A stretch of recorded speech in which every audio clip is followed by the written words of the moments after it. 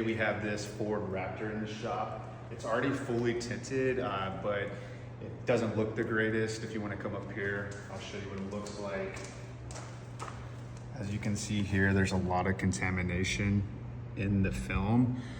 So this client just wants everything stripped and retinted. I always try to tell our customers there's no such thing as a perfect tint job, but we're gonna make sure it looks a lot better than it does now. So we'll show you what it looks like after.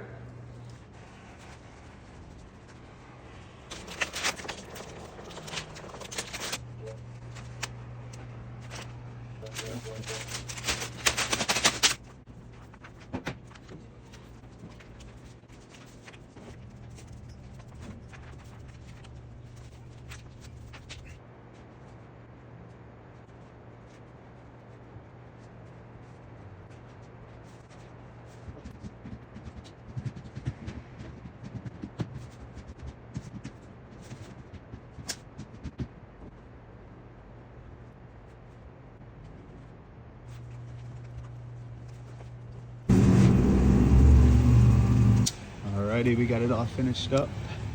This is what it looks like from the outside. Some good old rain in Washington State. And here is a look from the inside.